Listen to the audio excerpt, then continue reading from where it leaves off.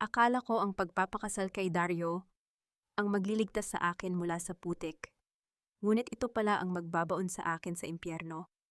Habang niluluto ko ang paborito niyang ulam pirma niya sa kasunduan, kasama ang kanyang kabit ang sumaksak sa aking likuran.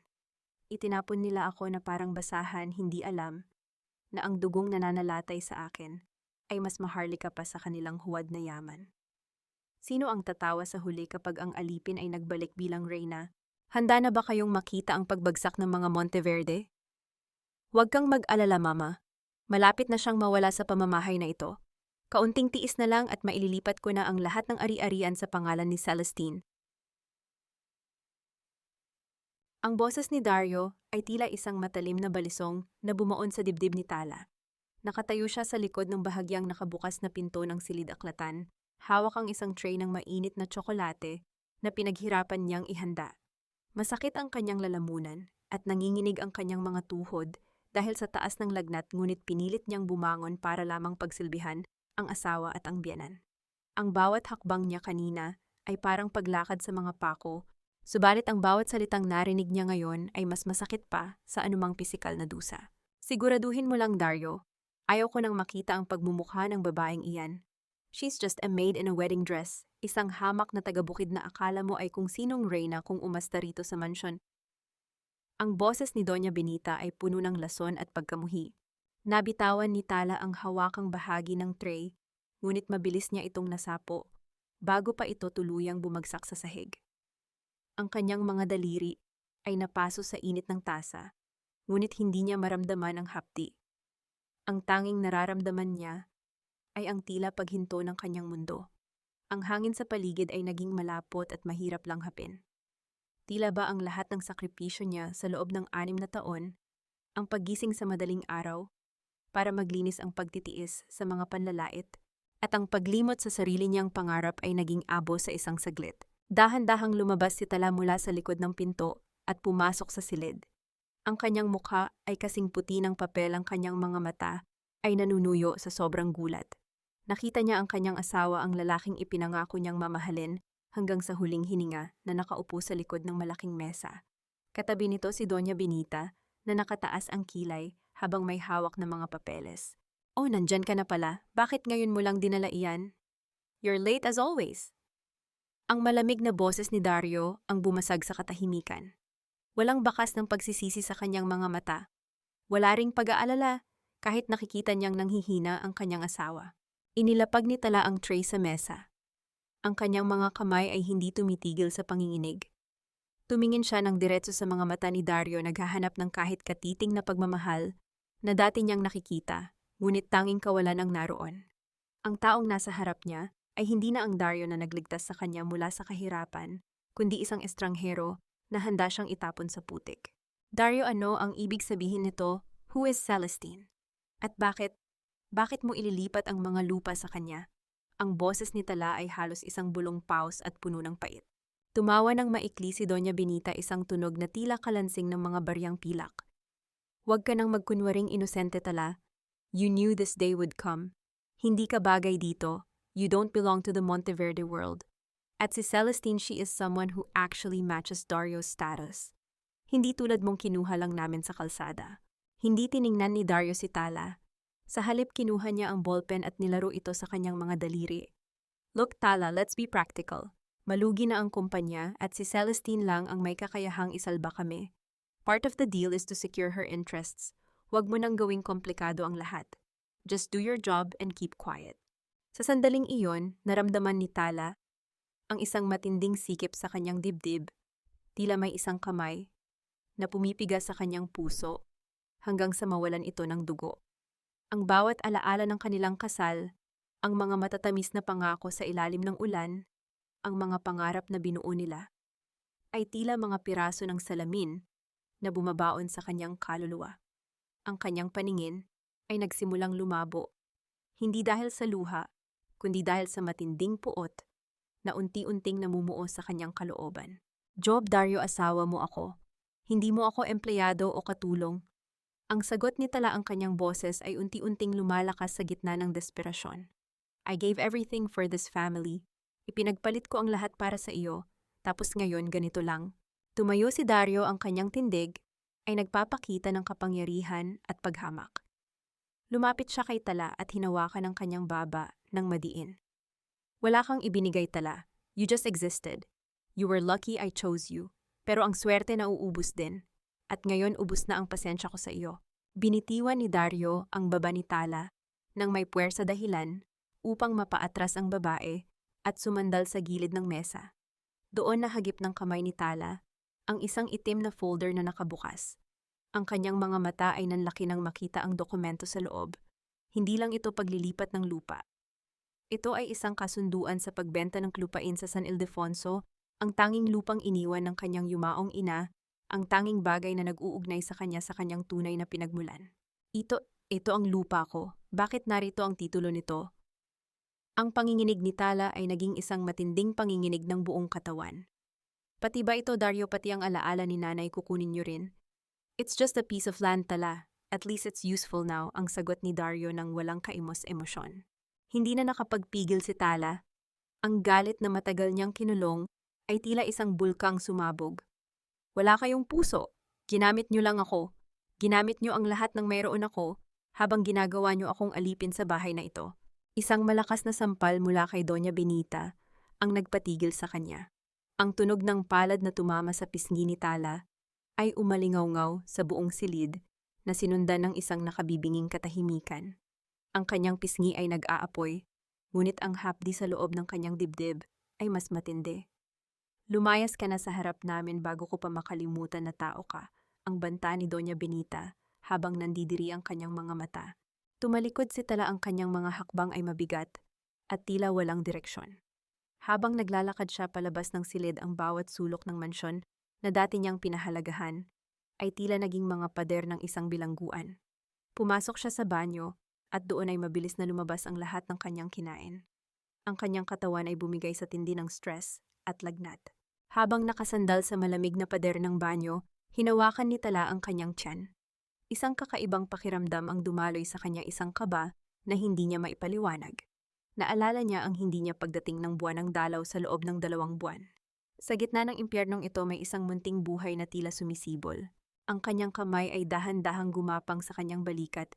Hinahaplos ang isang maliit na marka roon, isang bawat na hugis araw, na tila nagliliyab sa ilalim ng kanyang balat. Sino ba talaga siya? Bakit sa kabila ng lahat ng sakit nararamdaman niyang may isang bahagi ng kanyang pagkatao na hindi pa nila nagagalaw? Bumalik siya sa kanilang silid at sinimulang buksan ang mga cabinet. Sa kailaliman ng kanyang mga damit nahanap niya ang isang maliit na kahon. Sa loob nito ay ang mga dokumentong palihim niyang kinuha noong nakaraang linggo, ang mga ebidensya ng maling transaksyon ni Dario. Kung itatapon siya ng mga ito, sisiguraduhin niyang hindi siya mag-iisang mahuhulog. Biglang bumukas ang pinto. Pumasok si Dario na may bitbit na maleta. Ang kanyang mukha ay madilim, tila isang bagyong paparating. Anong ginagawa mo sa mga papel na yan? Ang tanong ni Dario, ang kanyang boses ay puno ng banta. Yumakap si Tala sa kahon, ang kanyang puso ay tumitibok ng mabilis, tila isang ibong nagpupumiglas sa hawla. Wala kang pakialam, Dario, hindi mo na ako makokontrol. Isang nakakatakot na ngiti ang sumilay sa mga labi ni Dario. Humakbang siya palapit, ang kanyang boses ay bumaba sa isang bulong na tila galing sa ilalim ng lupa. Akala mo ba ay makakalabas ka rito ng buhay dala ang mga lihim ko? Tala, hindi mo alam kung sino ang kinalaban mo. Sa sandaling iyon, ang takot ni Tala ay napalitan ng isang malamig na determinasyon. Tiningnan niya ang kanyang asawa, ang lalaking naging sentro ng kanyang mundo, at sa unang pagkakataon, wala siyang nakitang anuman kundi isang halimaw. Bakit ba hanggang ngayon ay umaasa pa rin ang kanyang puso sa katarungan mula sa mga taong wala namang konsensya? At ang munting buhay sa loob niya, maililigtas ba niya ito mula sa mga kamay ng taong nagnanais na puksain ang lahat ng halaga niya? Mabuti pa ang aso marunong tumanaw ng utang na loob. Pero ikaw, pagkatapos ka naming hanguin sa putikan, ikaw pa itong may ganang magrebelde. Ang tinig ni Doña Benita ay tila latigo na pumapalo sa pandinig ni Tala habang siya ay nakaluhod sa malamig na marmol na sahig ng sala. Hawak ni Tala ang isang basang-basahan, pinupunasan ang bawat sulok ng mga mamahaling muebles na tila ba ang kanyang buong pagkatao ay nakasalalay sa kinang ng mga ito. Ang kanyang lagnat ay hindi pa rin humuhupa, at ang bawat galaw niya ay sinasabayan ng matinding pag-ikot ng paligid, ngunit bawal siyang tumigil. Sa bahay na ito ang pagod ay isang kasalanan, at ang pahinga ay isang pagtataksil. Pasensya na po mama, hindi ko po gustong sumagot kagabi. Masama lang po talaga ang pakiramdam ko. Ang mahinang tugon ni Tala ang kanyang boses ay tila isang tuyong dahon na tinatangay ng hangin. Mama, huwag mo akong matawag-tawag na mama. Ilang beses ko bang sasabihin sa iyo na hindi kita anak? You are just a social experiment that went wrong. Tala, kinuha ka ni Dario dahil sa awa at heto ang igaganti mo. Pagbibintangan mo siya ng kung ano-ano. Lumapit ang matandang babae, ang kanyang mga mamahaling alahas ay kumikinang sa ilalim ng chandelier, tila nanunuya sa kahirapan ng babaeng nasa paanan niya. Ipinagpatuloy ni Tala ang pagpupunas, ang kanyang mga daliri ay namumuti na sa higpit ng hawak sa basahan. Gusto niyang sumigaw, gusto niyang ipakita ang mga dokumentong itinago niya sa kanyang silid, ngunit ang takot ay tila isang malapot na putik na bumabalot sa kanyang lalamunan. Naalala niya ang banta ni Dario kagabi. Ang lamig ng kanyang tinig, ang dilim sa kanyang mga mata, tila ba ang lalaking minahal niya ay tuluyan ng nilamon ng kasakiman. Nabalik lamang ang diwa ni Tala nang marinig ang tunog ng mga takong sa labas. Dumating ang mga kaibigan ni Doña Benita, ang mga matatandang mayayaman, na ang tanging libangan ay ang pag-usapan ng buhay ng iba. Mabilis na nagbago ang anyo ni Doña Benita. Mula sa pagiging isang malupit na amo, naging isang mapagkawang-gawang donya ang kanyang anyo. Oh, look at her. She's so hardworking, isn't she? Ang sabi ni Doña Benita sa kanyang mga bisita, habang itinuturo si Tala na parang isang kagamitan sa bahay. Kahit masama ang pakiramdam, gusto pa ring magsilbi. Sabi ko naman sa kanya magpahinga na siya, pero mapilit ang batang ito. Ganyan talaga kapag galing sa hirap, laging gustong bumawi sa utang na loob. Naramdaman ni Tala ang init na dumadaloy sa kanyang mga pisngi. Ang kahihiyan ay mas matindi pa sa init ng kanyang lagnat. Narinig niya ang mahihinang tawa ng mga bisita, ang kanilang mga mapanghusgang tingin na tila sumusuri sa bawat mantsa sa kanyang suot na lumang duster. Para sa kanila siya ay isang magandang kwento ng kawanggawa, isang tropeyo ng kabutihan ng mga Monteverde na maaari nilang ipagmalaki sa kanilang mga sosyal na pagtitipon. Tala dear, can you bring us some tea at yung mga cookies na gawa mo yung favorite ni Dario? Ang utos ni Doña Benita, sa tunong tila naglalambing, ngunit ang kanyang mga mata ay nagbabanta. Tumayo si Tala, ngunit sa isang saglit ay nagdilim ang kanyang paningin. Ang mundo ay tila gumewang at napahawak siya sa gilid ng mesa para hindi tuluyang matumba. Isang malakas na tunog ng bumagsak na plorera ang bumasag sa katuwaan ng mga matatanda. Hindi sinasadyang nasagi ni Tala ang isang antigong vase na nakapatong sa pedestal. Ang katahimikan sa silid ay naging bingi. Ang lahat ng mata ay nakatuon sa mga basag na piraso ng porselana sa sahig. Nakita ni Tala ang unti-unting pagbabago ng mukha ni Doña Benita mula sa peking ngiti patungo sa isang matinding puot na hindi na nito maitago sa harap ng mga kaibigan. I'm so sorry, Mama. Hindi ko po sinasadya. Ang nauutal na hingi ng tawad ni Tala habang dahan-dahang pinupulot ang mga piraso gamit ang kanyang nanginginig na mga kamay. Get out! Get out of my sight! Ang singhal ni Doña Benita, bagaman pinipilit pa ring kontrolin ang lakas ng boses. Ang clumsy mo talaga. Wala ka nang ang silbi, nakakasira ka pa ng gamit. Mabilis na tumakbo si Tala patungo sa kusina, ang bawat hakbang ay sinasabayan ng mga luhang hindi na niya napigilan. Doon sa isang madilim na sulok ng dirty kitchen, naramdaman niya ang isang mainit na kamay na pumatong sa kanyang likuran. Si Yaya Luming iyon, ang matandang tagapagluto na halos 3 dekada na sa serbisyo ng mga Monteverde. Tahan na anak. Tahan na, ang bulong ni Yaya Luming. Kumuha ang matanda ng isang maliit na piraso ng tinapay at isang basong maligamgam na tubig. Kainin mo ito, alam kong hindi ka pa nag-aalmusal mula kaninang madaling araw. Huwag mong hayaang magutom ang sarili mo, lalo na ngayon. Tumingin si Tala kay Yaya Luming, ang kanyang mga mata ay puno ng pagtataka. Alam ba ng matanda? Alam ba nito ang munting buhay na dinadala niya? Salamat po, Yaya. Bakit po sila ganito? Bakit kailangang ipamukha sa akin lagi na wala akong halaga?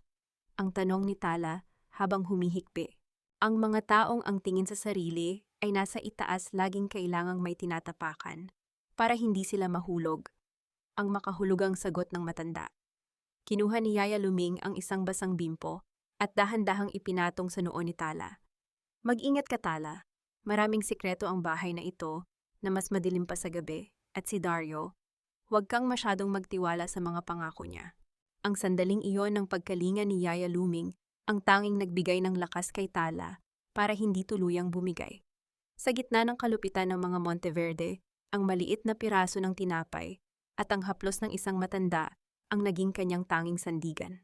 Nang dapit hapon, inutusan si Tala na dalhin ang mga labada sa itaas. Habang dumadaan siya sa tapat ng silid ni Dario, napansin niyang bahagyang nakabukas ang pinto. Wala ang kanyang asawa, ngunit ang kanyang briefcase ay nakalapag sa kama, tila nagmamadaling iniwan. Isang kakaibang kaba ang naramdaman ni Tala. Lumingon siya sa paligid para tiyaking walang nakakakita bago dahan-dahang pumasok sa silid. Sa ibabaw ng mesa sa gitna ng mga magulong papeles, nakita niya ang isang itim na envelope. Walang nakasulat sa labas nito kundi ang selyo ng isang kilalang law firm sa Makati, ang Villarreal & Associates. Nanginginig ang mga kamay ni Tala habang binubuksan ang sobre. Hindi niya alam kung ano ang kanyang inaasahan, ngunit ang nabasa niya sa loob ay tila isang malamig na tubig na ibinuhos sa kanyang buong katawan. Hindi ito tungkol sa negosyo, hindi ito tungkol sa mga lupain sa San Ildefonso. Ito matchi isang lihim na petisyon para sa annulment ng kanilang kasal na isinampa ni Dario 6 na buwan na ang nakalilipas. At ang dahilan na nakasulat, psychological incapacity ni Tala, na may kalakip na mga peking medical certificate na nagsasabing siya ay may sakit sa isip at hindi kayang gampanan ng tungkulin bilang asawa. Napahawak si Tala sa kanyang tiyan. Ang munting buhay sa loob niya ay hindi pa man naisisilang ay itinatanggi na ng sarili nitong ama. Hindi lang siya gustong palayasin ni Dario. Gusto siyang burahin nito sa kasaysayan ng kanyang buhay bilang isang baliw. Biglang narinig ni Tala ang tunog ng sasakyan ni Dario na pumapasok sa driveway. Ang malakas na pag-atungal ng makina ay tila isang hudyat ng paparating na panganib. Mabilis niyang ibinalik ang sobre sa mesa, ngunit sa kanyang pagmamadali, nahulog ang kanyang suot na tsinelas na lumikha ng isang mahinang kalabog sa sahig. Tala, anong ginagawa mo sa loob ng kwarto ko? Ang boses ni Dario ay nanggaling sa pintuan. Nakatayo siya roon, ang kanyang kurbata ay maluwag na, at ang kanyang mga mata ay nanlilisik sa galit nang makita ang asawang nasa tabi ng kanyang mga pribadong gamit. Napatayo ng tuwid si Tala, ang itim na sobre ay tila sumisigaw sa kanyang likuran. Sa sandaling iyon, alam ni Tala na ang tanikala ng utang na loob ay tuluyan ng naputol at ang natitira na lamang ay ang pakikipaglaban para sa kanyang buhay at sa buhay ng kanyang anak. Saan mo balak dalhin ang mga iyan, Tala, o baka naman nakikialam ka na naman sa mga gamit ko dahil sa sobrang selos at paranoia? Ang boses ni Dario ay malamig at puno ng paghatol, tila isang hukom na nagbabasa ng sentensya sa isang kriminal. Nakatayo siya sa may pintuan ng kanyang anino, ay humahaba sa sahig ng silid, tila isang higanting balak siyang lamunin. Nabitawan ni Tala ang dulo ng kumot na hawak niya. Ang kanyang mga daliri ay namumula pa rin mula sa matapang na kemikal ng bleach na ginamit niya kanina para siguraduhing maputi ang mga polo ni Dario, ngunit ang hapdi sa kanyang balat ay wala sa kalahati ng hapdi ng kanyang kalooban. Mabilis niyang itinago ang kanyang nanginginig na mga kamay sa likod ng basket ng labada. Nilalagay ko lang ang mga bagong labang damit sa cabinet mo, Dario. Pasensya na kung naabala kita. Ang mahinang sagot ni Tala, ang kanyang paningin ay nakapako sa sahig. Ilang beses ko bang sasabihin sa iyo na huwag kang papasok dito nang wala ako? You're becoming too intrusive, Tala. Ang sabi ni Mama, pati ang mga papeles sa opisina ko ay tinitingnan mo. Is that true? Are you spying on me now? Humakbang si Dario palapit, ang bawat tunog ng kanyang sapatos sa sahig ay tila isang pintig ng kaba sa dibdib ni Tala. Hindi ako nambabantay, Dario. Asawa mo ako, hindi ba dapat ay magkasama tayo sa lahat ng bagay? Ang boses ni Tala ay nanginginig hindi dahil sa galit, kundi dahil sa unti-unting pagkadurog ng kanyang pag-asa. Isang mapait na ngiti ang sumilay sa mga labi ni Dario. Asawa in name perhaps, but look at you. You're always tired, always complaining, and now you're imagining things. You need help, Tala. Marahil ay tama si Mama, baka kailangan mo nang magpahinga sa isang pasilidad kung saan maaalagaan ang mental health mo. Ang salitang mental health ay tila isang laso na dumaloy sa tenga ni Tala. Naalala niya ang itim na sobre na nakita niya kanina, ang petisyon para sa annulment na nagsasabing siya ay baliw. Ngayon harap-harapan na itong ginagamit ni Dario para i-gaslight siya. Ang kanyang puso ay tila pinipiga ng isang malamig na kamay hanggang sa mawalan na siya ng lakas na huminga. Lalabas na ako. Pasensya na ulit, ang tanging nasabi ni Tala. Mabilis siyang lumabas ng silid bitbit ang mabigat na basket habang nararamdaman ang mapanghusgang titig ni Dario sa kanyang likuran. Nabalik lamang ang katinuan ni Tala nang makarating siya sa loob ng madilim na kusina. Inilapag niya ang basket at sumandal sa pader. Ang katahimikan ng gabi ay nababalot ng ingay ng kanyang sariling pag-iisip. Hindi siya maaaring tumigil dito. Kung totoo ang nakita niya tungkol sa annulment, kailangan niyang mahanap ang mga dokumento tungkol sa lupa sa San Ildefonso bago ito tuluyang mawala sa kanya. 2:00 na ng madaling araw nang dahan-dahang lumabas si Tala ng kanyang silid. Ang mansyon ay balot ng katahimikan, maliban sa mahinang tunog ng aircon mula sa mga kwarto. Bit-bit ang isang maliit na flashlight, tinahak niya ang daan patungo sa silid aklatan, ang lugar kung saan madalas magkulong si Dario at ang kanyang ina para sa mga secret meetings. Ang pinto ng silid aklatan ay hindi nakakandado. Ang amoy ng lumang papel at mahal na leather ay sumalubong sa kanya. Sa ilalim ng mahinang liwanag ng kanyang flashlight, sinimulan niyang buksan ang mga drawer ng malaking mesang gawa sa mahogany. Ang bawat mahinang tunog ng pagbukas ng drawer ay tila isang pagsabog sa gitna ng katahimikan ng gabi. Doon sa kailaliman ng isang folder na may label na investment projects, nahanap niya ang hinahanap niya. Ang deed of absolute sale para sa lupain sa San Ildefonso. Ngunit hindi lang iyon. May kalakip itong isang sulat kamay na kasunduan. Nakasaad doon na ang lahat ng proceeds mula sa pagbenta ng lupa ay ililipat sa isang offshore account sa pangalan ni Celestine. Walang hiyang mga tao. Ang bulong ni Tala ang kanyang mga luha ay pumatak sa ibabaw ng dokumento. Hindi lang siya binubura ni Dario bilang asawa, ni nanakawan din siya nito ng tanging koneksyon niya sa kanyang nakaraan. Sa gitna ng kanyang paghahalungkat, may isang maliit na bagay na nahulog mula sa folder. Isang lumang litrato, kupas na at may mantsa ng tubig. Sa larawan ay isang babaeng nakangiti, may hawak na sanggol, at sa kanyang leeg ay nakasabit ang isang pamilyar na pendant, ang pendant na hanggang ngayon ay iniingatan ni Tala. Sa unang pagkakataon, naramdaman ni Tala na hindi siya nag-iisa. Ang babaeng nasa larawan ng kanyang ina ay tila nagbibigay sa kanya ng lakas na lumaban. Biglang ang liwanag mula sa pasilyo ay dahan-dahang sumilip sa ilalim ng pinto.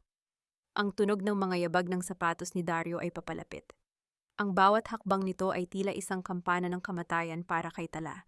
Mabilis niyang ibinalik ang mga papel, ngunit sa sobrang kaba ang kanyang katawan ay biglang nag-react sa paraang hindi niya inaasahan. Ang kanyang tiyan ay biglang kumulon. Isang matinding alon ng pagkasuka ang umakyat sa kanyang lalamunan. Tinakpan niya ang kanyang bibig, sinusubukang pigilan ang tunog, habang ang kanyang mundo ay nagsisimulang uminog. Ang amoy ng mahal na pabango ni Dario, na unti-unting pumapasok sa silid, ay tila nagpapasidhi sa kanyang pagsusuka. Napaupo si Tala sa ilalim ng mesa, nanginginig, habang ang pawis ay namumuo sa kanyang noo. Sa dilim, ang kanyang kamay ay dahan-dahang gumapang sa kanyang tiyan. Ang munting buhay sa loob niya ay tila nagpaparamdam isang senyales na hindi niya inaasahan sa gitna ng panganib. Sino ang nandyan? Ang malakas na tanong ni Dario, habang dahan-dahang bumubukas ang pinto ng silid aklatan. Bakit ba kung kailan natagpuan na ni Tala ang ebidensya ng pagtataksil, doon pa siya tila ipinagkakanulo ng sarili niyang katawan? Maililigtas ba niya ang kanyang sarili o ang munting buhay na ito ang magiging dahilan ng kanyang tuluyang pagbagsak sa kamay ng mga Monteverde? Mrs. Monteverde, positibo po ang resulta. 8 linggo na kayong buntis. Ang tinig ng doktor ay tila isang malakas na kulog na dumaong sa gitna ng katahimikan ng maliit na klinika. Para kay Tala, ang mga salitang iyon ay hindi lamang isang medical na kumpirmasyon, kundi isang hatol na nagpabago sa timbang ng kanyang mundo. Sa loob ng 8 linggo, may isang munting himala na palihim na humihinga sa loob ng kanyang sinapupunan, isang buhay na nabuo mula sa mga tira-tirang pagmamahal na akala niya ay sapat na para bumuo ng isang pamilya. Dahan-dahang hinaplos ni Tala ang kanyang tiyan habang naglalakad palabas ng ospital.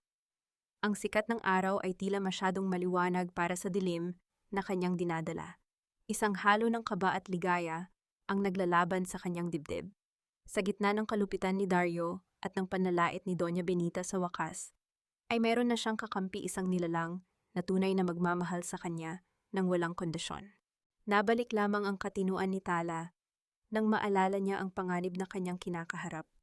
Hindi niya maaaring sabihin ito sa kahit kanino sa mansyon hanggat hindi siya sigurado sa magiging reaksyon ni Dario. Ngunit may isang bahagi ng kanyang puso, ang bahaging nagnanais pa ring maniwala sa kabutihan, ang bumubulong na baka ang sanggol na ito, ang maging susi, para magbago ang kanyang asawa. Baka sa sandaling malaman ni Dario na magiging ama na siya, ay tuluyan na nitong talikuran si Celestine at ang mga masasamang balak nito. Pagdating sa mansyon, kahit nanghihina ang katawan at pabalik-balik ang hilo, dumiretso si Tala sa kusina. Nagluto siya ng sinigang na hipon, ang paboritong ulam ni Dario. Maingat niyang hiniwa ang bawat sangkap, tila ba ang bawat paghiwa ay isang panalangin na sana ay maging maayos ang lahat sa gabing ito. Pinunasan niya ang butil-butil na pawis sa kanyang noo at pinilit na ituwid ang kanyang likod, kahit na tila gumuho na ang kanyang lakas.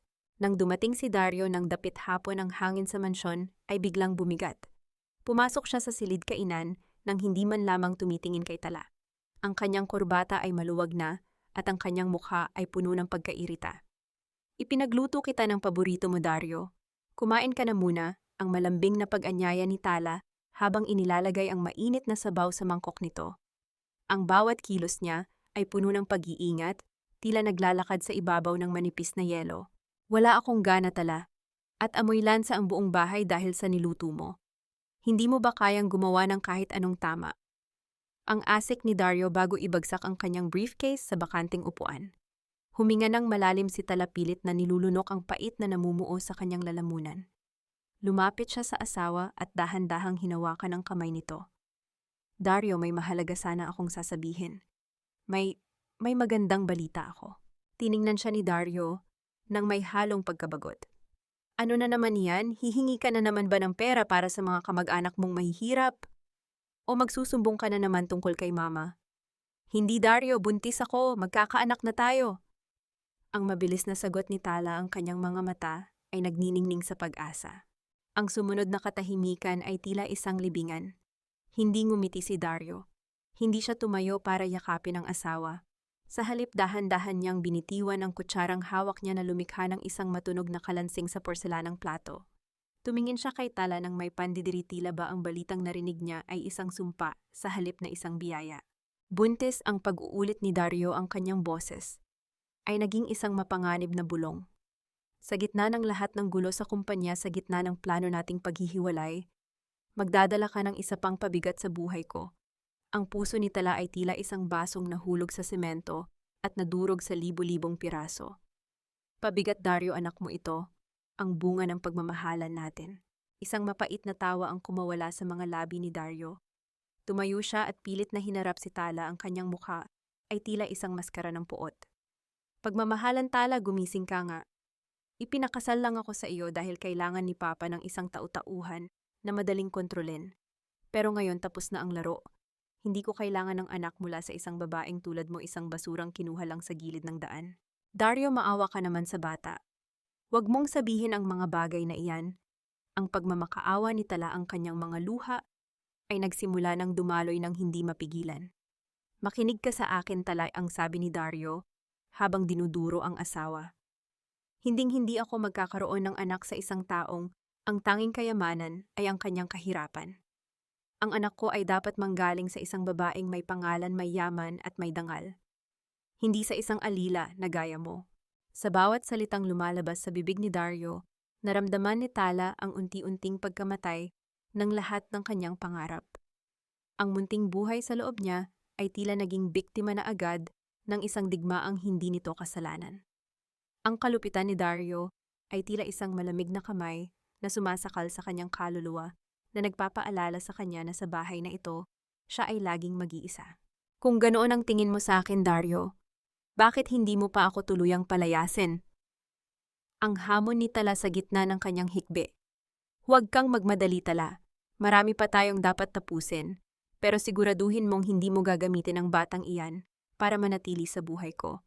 Dahil kung gagawin mo iyon, sisiguraduhin kong pagsisihan mo ang araw na nakilala mo ako. Ang huling banta ni Dario, bago tumalikod, at iwan si Tala na mag-isa sa gitna ng malamig na silid-kainan.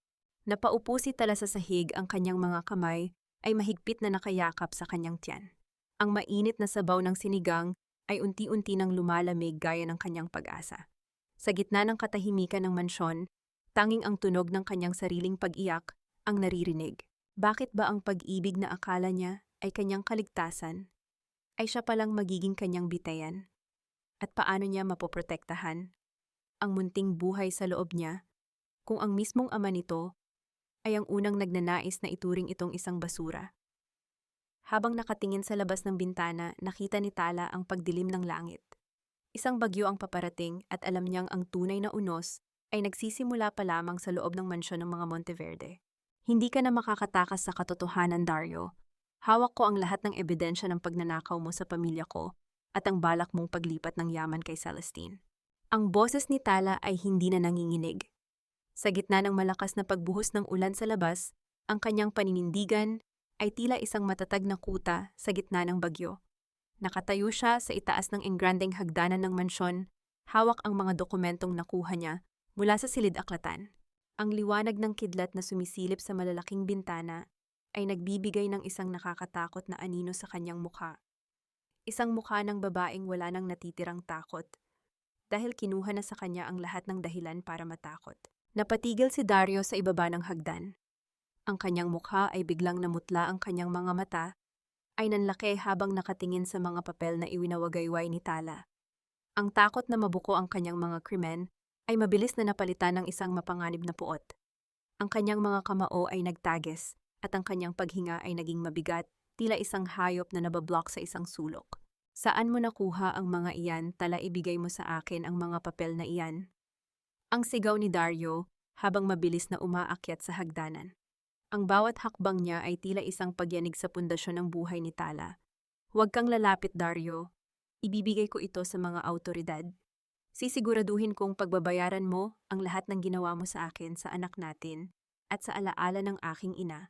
Ang sagot ni Tala habang unti-unting umaatras patungo sa dulo ng pasilyo sa itaas ng hagdan.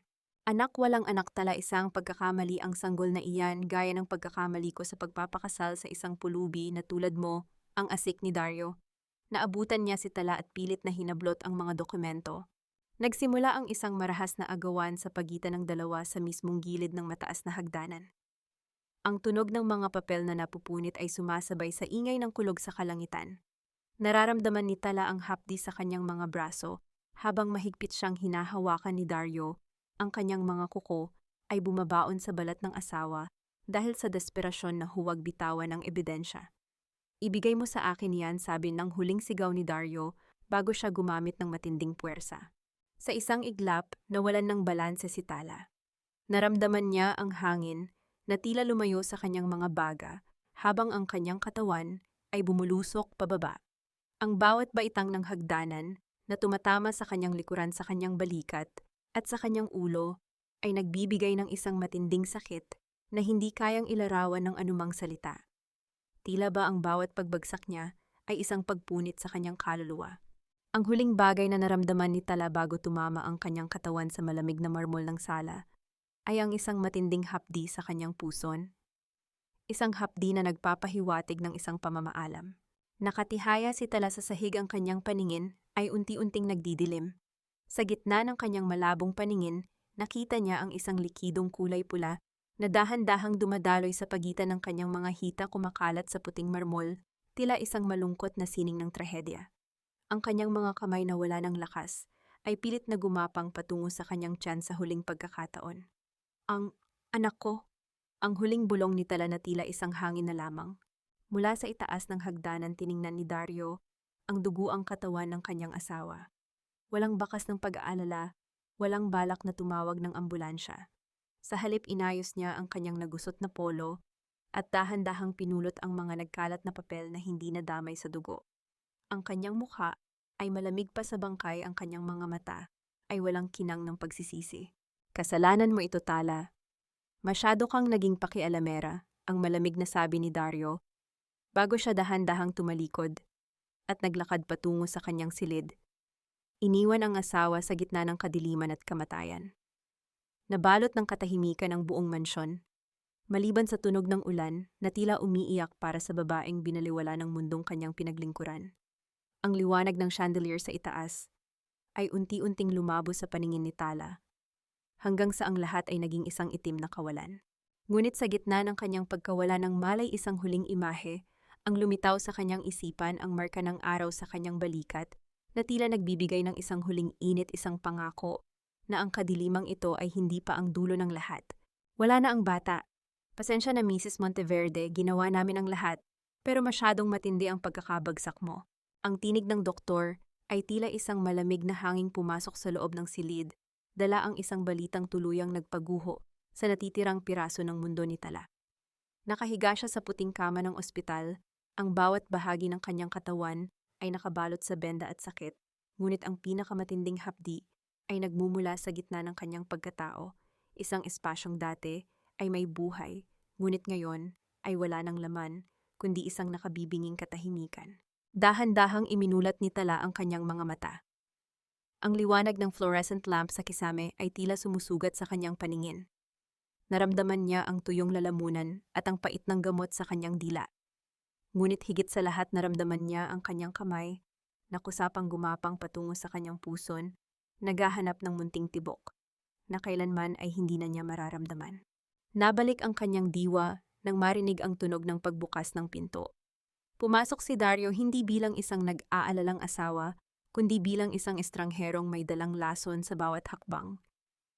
Inayos nito ang kanyang mamahaling relo habang nakatingin kay Tala nang walang kahit katiting na emosyon.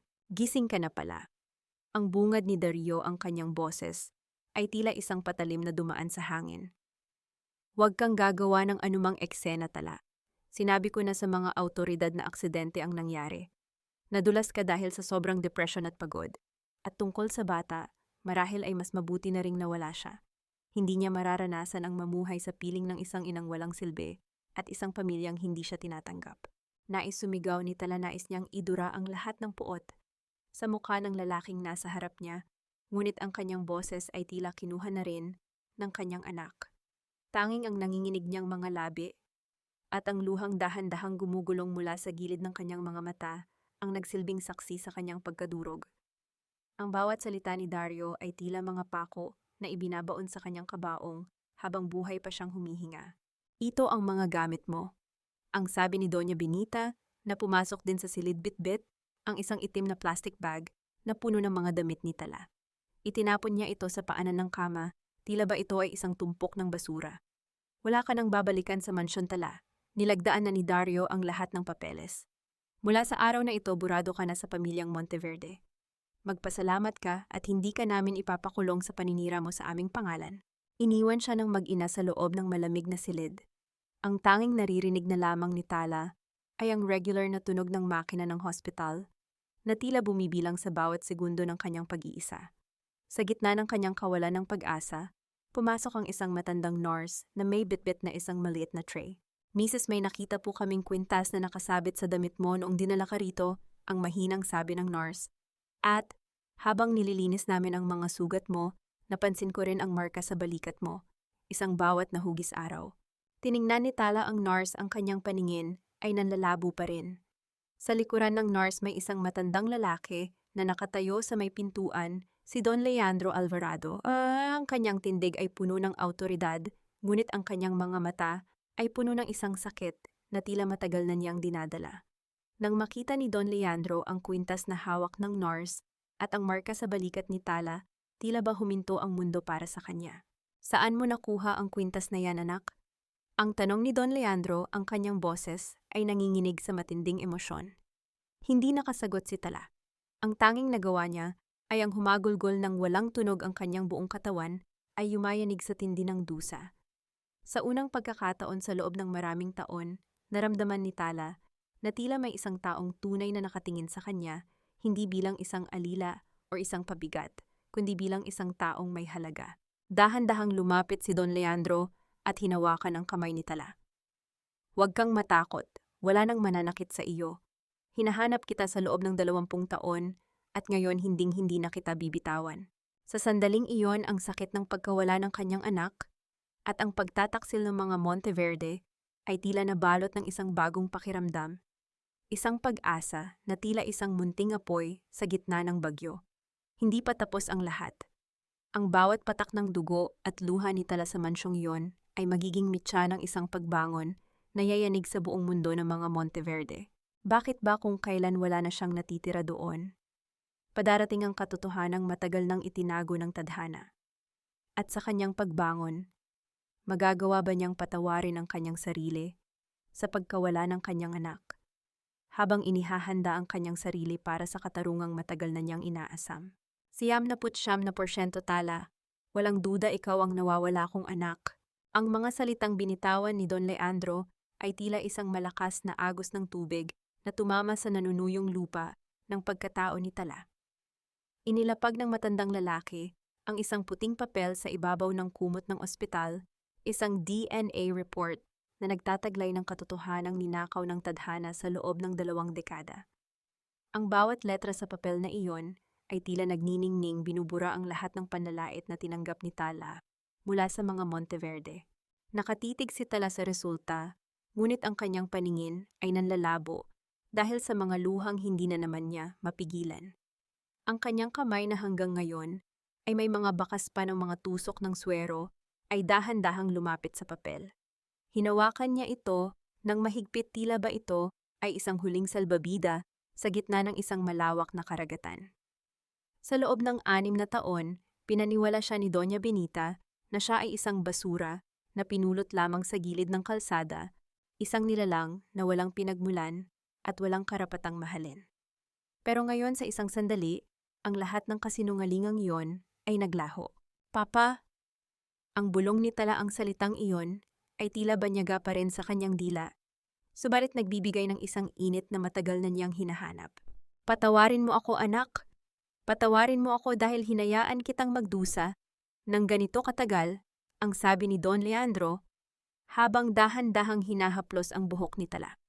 Noong gabing nasunog ang simbahan, akala ko ay tuluyan na kayong nawala ng iyong ina. Ang tanging naiwan sa akin ay ang alaala ng iyong tawa at ang kwintas na suot-suot mo ngayon. I searched everywhere, Tala. Hindi ako tumigil hanggang sa mahanap kita. Ikinuwento ni Don Leandro ang nakaraan, ang trahedyang naghiwalay sa kanila, at ang pagtatago ng kanyang ina kay Tala para iligtas siya mula sa mga kaaway ng pamilya Alvarado.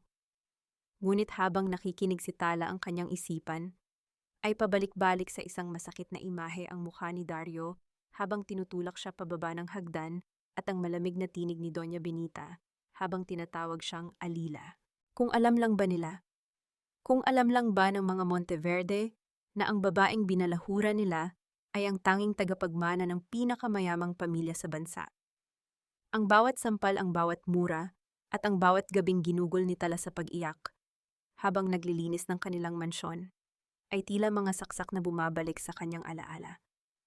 Ngunit ang pinakamasakit sa lahat ay ang kanyang anak, ang munting buhay na nawala dahil sa kasakiman ng pamilyang iyon. Dario, ang lupa sa San Ildefonso, ang paus na sabi ni Tala.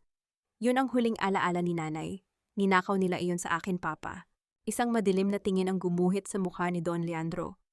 Alam ko, Tala, alam ko ang lahat ng ginawa nila sa iyo. At pangako, hinding-hindi ko hahayaang makatulog sila ng mahimbing mula sa gabing ito. Ang lupang sinasabi mo iyon ay bahagi lamang ng malaking ari-arian ng mga Alvarado na matagal nang pinag-iinteresan ng mga Monteverde. Ginamit ka nila, anak.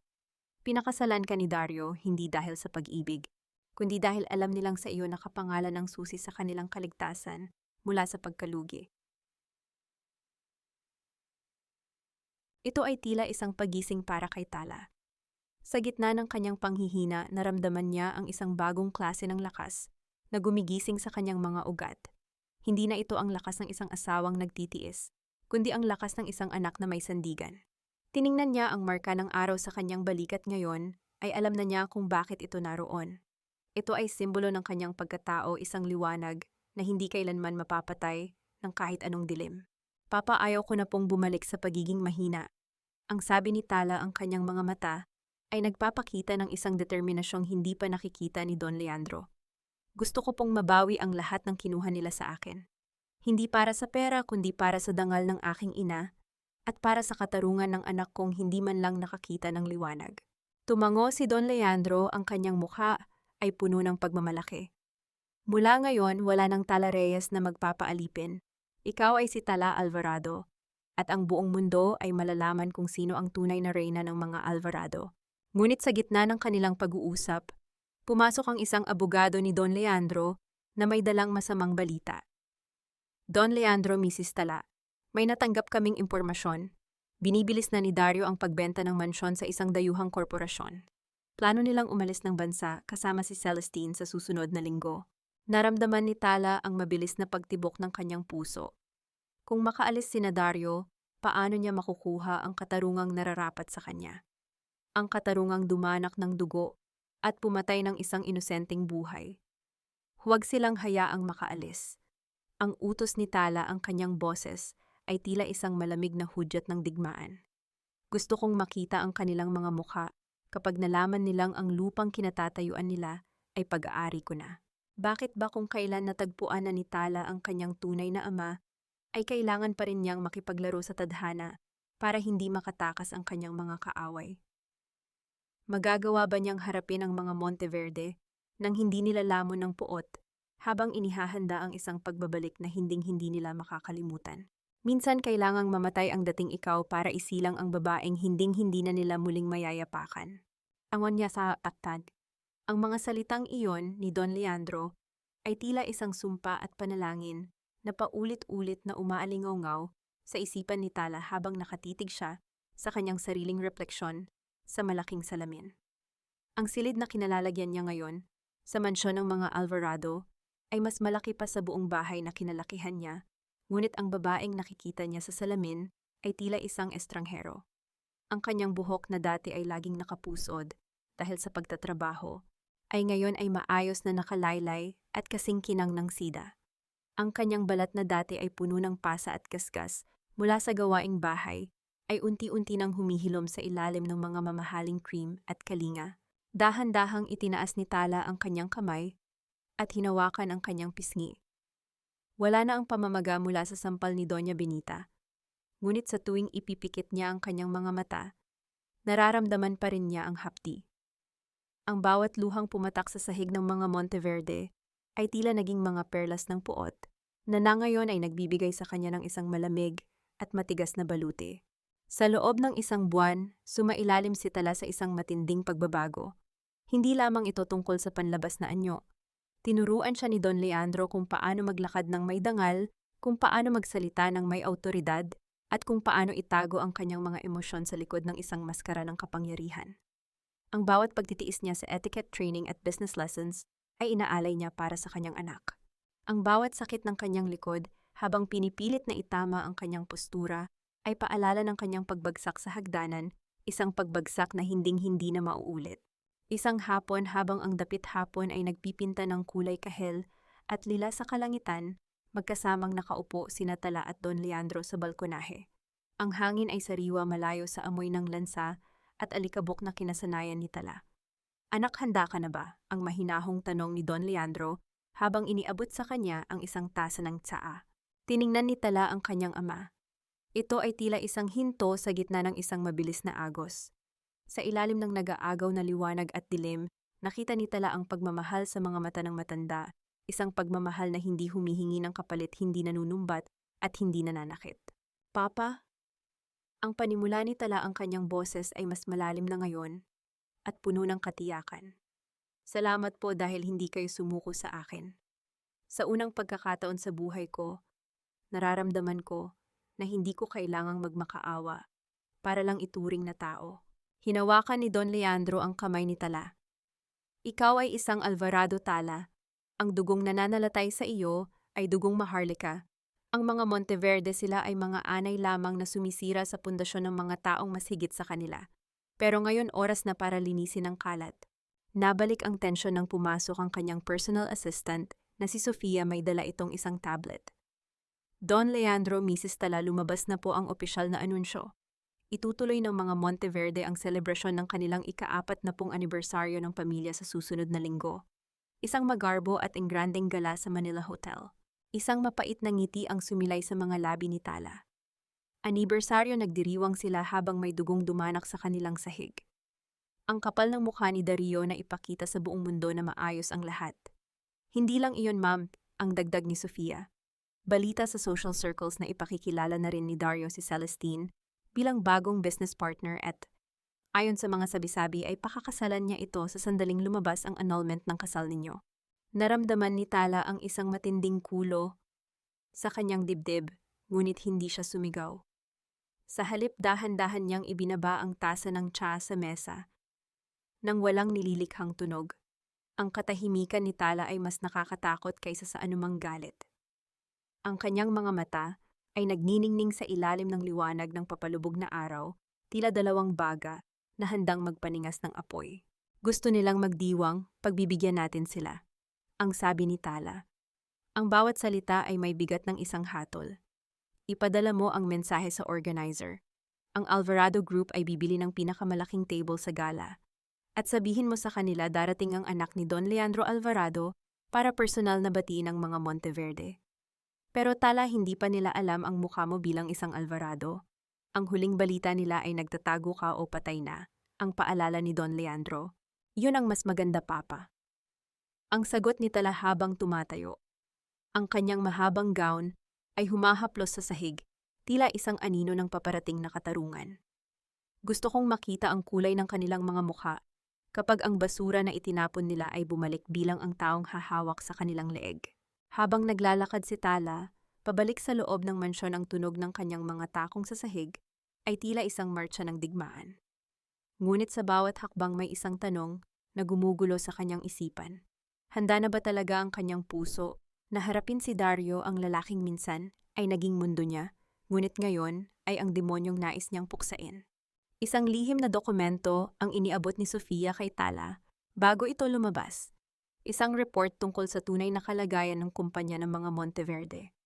Ang kanilang utang ay umabot na sa bilyon-bilyon at ang tanging paraan para maligtas sila ay ang lupain sa San Ildefonso na ngayon ay nasa ilalim na ng mahigpit na kontrol ni Don Leandro. Dario, Celestine, Doña Benita. Ang bulong ni Tala sa dilim ng kanyang silid. Sana ay nag-e-enjoy kayo sa huling sandali ng inyong kaligayahan. Dahil sa gabi ng gala, sisiguraduhin kong ang alak na iinumin ninyo ay magiging kasing pait ng mga luhang ipinatikim ninyo sa akin. Nang gabing iyon na naginip si Tala, hindi na ito ang panaginip ng isang babaeng nahuhulog sa hagdan. Ito ay panaginip ng isang agila na lumilipad sa itaas ng isang nasusunog na mansyon. At sa kanyang mga kuko, hawak niya ang isang itim na sobre ang katapusan ng mga Monteverde. Hindi ko maintindihan kung bakit hanggang ngayon ay hindi pa rin naaprubahan ang benta ng lupa sa San Ildefonso, Dario. Kailangan na natin ang perang iyon para mabayaran ang utang sa bangko bago ang gabi ng gala. Ang boses ni Doña Benita ay nanginginig sa galit at kaba ang kanyang mga kamay na puno ng mamahaling singsing ay sumasakal sa isang baso ng kristal. Sa loob ng marangyang sala ng mga Monteverde, ang hangin ay hindi na kasing presko ng dati. Ang bawat sulok ng mansyon ay tila bumibigat binabalot ng anino ng mga utang na hindi na nila kayang bayaran. Mama, calm down. Ginagawa ko ang lahat. May isang malaking korporasyon na biglang bumili ng lahat ng utang natin sa bangko. Hindi ko pa alam kung sino sila pero balita ko ay gusto nilang makipag-partner sa atin. Ang sagot ni Dario habang mabilis na naglalakad pabalik-balik. Ang kanyang mukha ay halatang puyat, ang kanyang mga mata ay malalim at tila laging nakatingin sa kung anong panganib. Sana ay tama ka, Dario, dahil kung hindi baka bago matapos ang buwan ay sa kalsada na tayo pulutin. At si Celestine, nasaan na siya? Bakit hindi siya tumutulong? Ang tanong ng matanda ng may halong pandidiri. Nabalik lamang ang katahimikan nang marinig nila ang tunog ng isang sasakyan sa labas. Ngunit sa kabilang bahagi ng bahay, sa loob ng isang maliit at madilim na kwarto ng mga katulong, may isang pusong tumitibok nang mabilis para sa katarungan. Si Yaya Luming ay nakaupo sa kanyang kama, hawak ang isang lumang cellphone. Ang kanyang mga kamay ay nanginginig habang dahan-dahang itinitipa ang isang mensahe. Ang bawat titik na kanyang ginagawa ay tila isang lihim na sandata laban sa mga taong matagal nang nagpahirap sa batang itinuring niyang sariling anak. Ma'am Tala, nag-aaway na po sila rito. Natatakot na sila dahil sa mga utang. Ngunit ang masakit po, plano pa rin nilang ituloy ang gala para magmukhang matatag sa harap ng lahat. Mag-ingat po kayo, ang bulong ni Yaya Luming sa hangin bago tuluyang ipadala ang mensahe. Sa kabilang panig ng lungsod, sa loob ng isang opisina. Natanaw ang buong Metro Manila, binasa ni Tala ang mensahe. Nakaupo siya sa isang silya. Nagawa sa mamahaling balat, ang kanyang postura ay tila isang reynang naghahanda sa digmaan. Wala nang bakas ng takot sa kanyang mga mata. Ang bawat salita ni Yaya Luming ay tila nagbibigay ng dagdag na gasolina sa apoy ng kanyang determinasyon. Sofia, ituloy ang plano, ang utos ni Tala, nang hindi man lamang inaalis ang tingin sa labas ng bintana. Bilhin mo ang lahat ng shares na natitira sa Monteverde Shipping. Gusto ko bago sumapit ang gabi ng anibersaryo nila, ang tanging pag-aari na lang nila ay ang mga damit na suot nila. Opo, Ma'am Tala. At tungkol po sa imbitasyon, ang tanong ng kanyang assistant. Isang mapait na ngiti ang sumilay sa mga labi ni Tala. Ipadala mo na. Siguraduhin mong ang selyo ng Alvarado Group ay kitang-kita. Gusto kong bigyan sila ng isang huwad na pag-asa, isang bitag, na hindi nila mahahalata hanggang sa tuluyan na silang masakal. Ito ay tila isang pagbabaligtad ng tadhana. Noon si Tala ang naghihintay sa mga tira-tirang pagkain at atensyon mula kay Dario. Ngayon siya na ang naghahagis ng mga buto para pag-agawan ng mga gutom na asong gaya ng mga Monteverde. Ang kapangyarihan ay tila isang banyaga, ngunit masarap na pakiramdam na unti-unting nananalatay sa kanyang mga ugat. Kinabukasan, isang marangyang itim na envelope ang dumating sa pintuan ng mga Monteverde. Ang papel nito ay mabigat at may amoy ng mamahaling pabango na may gintong tatak ng isang lumilipad na agila ang simbolo ng pamilya Alvarado. Dali-daling binuksan ito ni Dario habang nakamasid ang kanyang ina na tila nauuhaw sa tubig sa gitna ng desyerto. Mula sa Alvarado Group, ang sigaw ni Dario, ang kanyang mga mata, ay nagniningning sa tuwa. Mama, inimbitahan nila tayo para sa isang private meeting bago ang gala. At higit sa lahat ang anak ni Don Leandro mismo ang haharap sa atin para pag-usapan ang merger. Salamat sa Diyos, ang bulalas ni Doña Benita habang humahawak sa kanyang dibdib. Sabi ko na nga ba hindi tayo pababayaan ng tadhana. Ang merger na ito ang magliligtas sa atin. Siguraduhin mong magiging maganda ang impresyon nila sa atin, Dario. At si Celestine, sabihan mo siyang ayusin ang kanyang kilos. Hindi natin pwedeng ipahiya ang pangalan ng mga Monteverde sa harap ng mga Alvarado. Hindi nila alam ang bawat salita ng pasasalamat nila ay tila mga hakbang patungo sa sarili nilang bitayan. Ang kagalakan sa kanilang mga mukha ay ang pinakamasakit na merienda para sa katarungang matagal nang nagugutom. Habang tinitingnan ni Tala ang kanyang sarili sa salamin, suot ang isang itim na damit na tila gawa sa mga anino ng gabi, dahan-dahan niyang hinaplos ang marka ng araw sa kanyang balikat. Naririnig mo ba sila, anak? Ang bulong ni Tala sa kanyang sarili, habang ang kanyang boses ay tila isang malamig na hangin na dumadaan sa isang libingan. Akala nila ay darating ang kanilang tagapagligtas. Hindi nila alam ang papasok sa pintuan nila ay ang multo ng nakaraang pilit nilang pinatay. Bakit ba ang tao sa gitna ng kanilang kasakiman ay nagiging bulag sa sarili nilang kamatayan? Magagawa ba ni Tala na panatilihin ang kanyang lamig hanggang sa huling sandali, o ang galit na matagal nang nakakulong sa kanyang puso ang tuluyang lalamon sa kanya kapag nakaharap na niya ang lalaking pumatay sa kanyang pangarap? Ang gabi ng gala ay papalapit na, at sa bawat pagtikak ng orasan, ang tunog nito ay tila isang babala. Isang babala na ang lahat ng utang, gaano man katagal itinago, ay kailangang bayaran ng may kasamang interes. Perfect. This is exactly what we need. Kapag pumasok ang puhunan ng mga Alvarado, hindi lang natin mababayaran ang mga utang, mabibili ko pa ang buong kumpanya ni Papa mula sa kanyang mga kapatid. Ang boses ni Celestine ay umaalingaw-ngaw sa loob ng opisina ni Dario. Nakaupo siya sa gilid ng malaking mesa, suot ang isang hapit na pulang damit na tila sumisigaw ng kayabangan. Sa kanyang kamay ay isang baso ng champagne na patuloy niyang inuikot.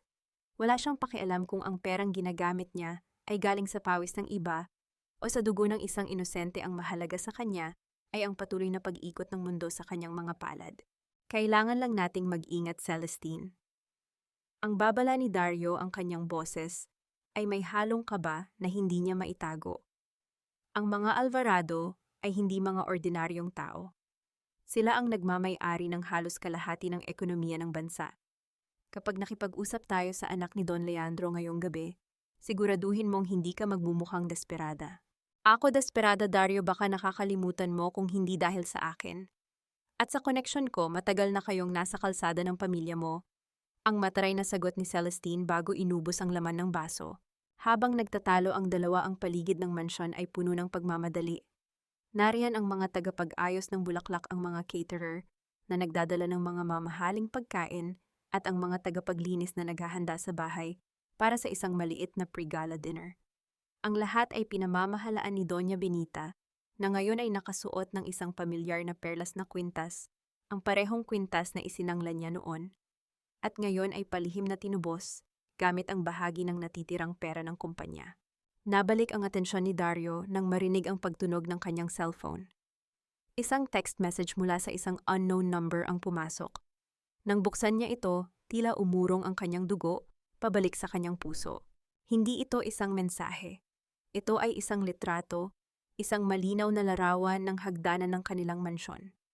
Sa huling baitang may malaking bahid ng kulay pula, tila isang madilim na alaala na pilit niyang binubura sa kanyang isipan. Sa ilalim ng larawan ay may maikling mensahe. Nakapaglinis na ba kayo para sa mga bisita? O may natitira pa bang dugo sa inyong mga kamay? Nabitawan ni Dario ang telepono dahilan upang lumikha ito ng malakas na tunog nang tumama sa sahig ng opisina. Ang kanyang mukha ay kasing puti ng papel. Ang kanyang mga mata ay nanlalaki sa takot. Ano bang nangyayari sa iyo? Bakit parang nakakita ka ng multo? Ang tanong ni Celestine habang kunot noong tinitingnan ng asawa. May nagpadala ng litrato tungkol kay Tala. Ang nanginginig na sagot ni Dario, hindi magawang kunin ang telepono sa sahig. Tala ang baliw mong asawa na nagpakamatay, Dario. Huwag mong sabihing nagpapahabol ka sa konsensya mo. Aksidente ang nangyari at saka wala na siya. Bakit mo pa siya iniisip? Ang mataray na tugon ni Celestine habang dahan-dahang pinupulot ang cellphone. Nang makita niya ang litrato, tila sandaling nawala ang kanyang kulay, ngunit agad niya itong binura. Isang pananakot lang iyan mula sa mga taong gustong sirain ang negosyo ninyo. Ignore it. Kailangan nating mag-focus sa mga Alvarado. Sa gitna ng kaba ni Dario, hindi nila alam na puot ay kasalukuyang nagaganap sa kabilang bahagi ng lungsod. Si Tala ay nasa loob ng isang mamahaling sasakyan, nakatingin sa labas ng bintana habang dahan-dahang umuusad ang trapiko. Ang kanyang mga kamay ay mahigpit na nakahawak sa isang itim na folder. Ang bawat mensahe ng pananakot na ipinadadala ng kanyang tauhan ay tila isang maliit na patak ng lason na unti-unting sumisira sa katinuan ni Dario at Doña Benita. Ma'am Tala, handa na po ang lahat. Ang mga dokumento ng pagkakautang, ang video ng CCTV, lahat ay nakaprogram na para ipalabas mamaya. Ang ulat ni Sofia na nakaupo sa harap ng sasakyan. Mabuti kang malamig na sagot ni Tala. Gusto kong maramdaman nila ang pakiramdam ng isang taong inalis lahat ng pag-asa. Gusto kong makita nila na ang pinakamataas na pedestal na inaakala nilang kinatatayuan nila ay gawa lamang sa buhangin. Pagsapit ng gabi, ang Manila Hotel ay nagliliwanag dahil sa dami ng mga ilaw at mga mamamahayag na naghihintay sa labas. Ang mga Monteverde ay dumating na may ngiti sa kanilang mga labi, tila mga hari at reyna ng isang kaharian na hindi nila alam ay nasusunog na. Ang mga camera ay patuloy na nagfa-flash at si Doña Benita ay buong pagmamalaking kumakaway sa mga tao. Ngunit sa likod ng mga ngiti, naroon ang isang nakatagong takot. Sa bawat paglingon ni Dario, tila may nagbabantay sa kanya. Ang mensahe kaninang umaga ay patuloy na sumasagi sa kanyang isipan, isang anino na hindi mapawi ng kahit anong liwanag ng mga ilaw. Habang papasok sila sa Grand Ballroom, narinig nila ang bulungan ng mga bisita. Isang malaking espasyo sa pinakaharap malapit sa entablado ang nakalaan para sa pamilya Alvarado. Ngunit wala pa sila. Ang tanging naroon ay isang malaking upuan na tila naghihintay para sa isang reyna. Biglang namatay ang lahat ng ilaw sa ballroom. Ang musika ay huminto. Isang nakabibinging katahimikan ang bumalot sa buong bulwagan. Sa itaas ng entablado, isang malaking screen ang dahan-dahang bumaba. Ngunit bago pa ito mag-ilaw, bumukas ang malalaking pinto ng ballroom. Mula sa dilim pumasok si Don Leandro at sa kanyang tabi isang babaeng nakasuot ng isang makinang na itim na gown. Ang kanyang mukha ay natatakpan ng isang magarang maskara na may mga batong kumikinang, ngunit ang kanyang tindig at ang paglalakad ay nagpapahiwatig ng isang kapangyarihang hindi maikakaila. Ang bawat hakbang ng babaeng nakamaskara ay tila isang pagyanig sa puso ni Dario. Bakit parang may pamilyar sa paglakad nito? Bakit ang kanyang anino ay nagpapaalala sa isang taong matagal na niyang ibinaon sa kanyang isipan?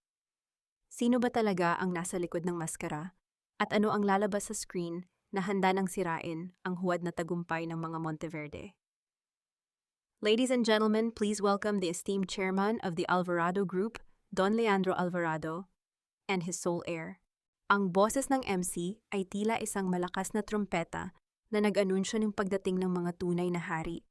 Ang mga ilaw sa ballroom ay sabay-sabay na tumutok sa pintuan, sinusundan ang bawat hakbang ng mag-ama.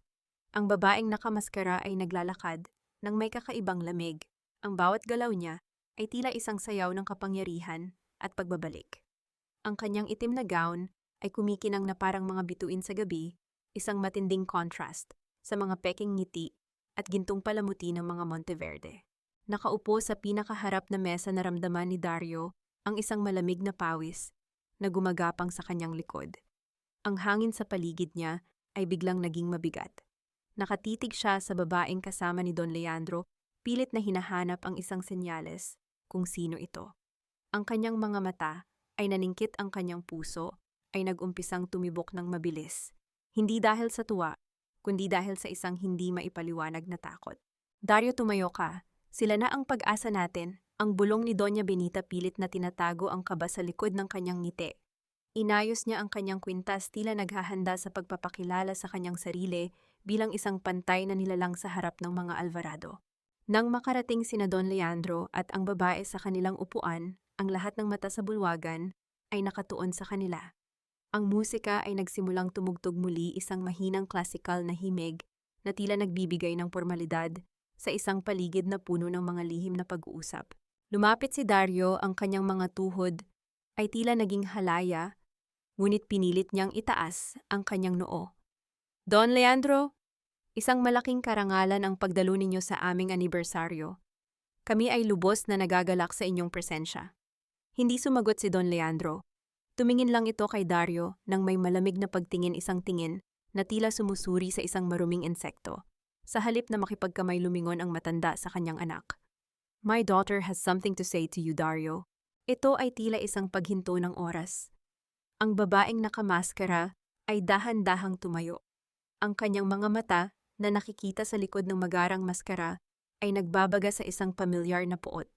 Ibinuka niya ang kanyang mga labi at ang boses na lumabas ay hindi ang boses ng isang estranghero. Anibersaryo, isang salita na sumisimbolo sa tibay at katapatan. Ngunit paano kung ang pundasyon ng anibersaryong ito ay gawa sa kasinungalingan, pagnanakaw at dugo? Ang boses ni Tala ay malalim, walang panginginig at puno ng awtoridad na nakuha niya mula sa mga buwan ng paghahanda. Napaatras si Dario. Ang kanyang mga mata ay nanlaki at ang kanyang bibig ay bahagyang bumuka. Sino ka? Isang malamig na ngiti ang sumilay sa ilalim ng maskara ni Tala. Hindi mo na ba nakikilala ang asawa mong pinilit mong patayin, Dario? Sa isang mabilis at pinunagalaw, tinanggal ni Tala ang maskara. Ang mga batong kumikinang ay nahulog sa sahig nang walang sinumang nakapansin dahil ang lahat ay nakatitig sa mukhang inilantad nito. Ang bulwagan ay napuno ng malakas na singhap. Ang mga kamera ay nagsimulang kumuha ng litrato nang walang tigil. Napasigaw si Doña Benita. Nabitawan niya ang hawak na wine glass at ang basag nitong piraso ay nagkalat sa sahig, ngunit walang nakialam. Ang matanda ay tila nakakita ng multong bumalik mula sa impyerno upang bawiin ang kanyang kaluluwa. Tala! Ang nauutal na bulong ni Dario, ang kanyang mukha ay nawala ng lahat ng dugo. Hindi. Imposible. Patay ka na. Patay na ang Tala na kilala mo, Dario. Patay na ang babaeng nagpaalipin sa inyo, ang babaeng naniwala sa mga huwad mong pangako.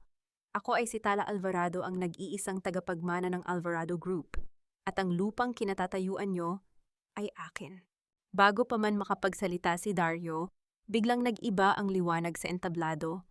Ang malaking screen ay bumukas, ngunit hindi ito nagpakita ng video ng pagdiriwang.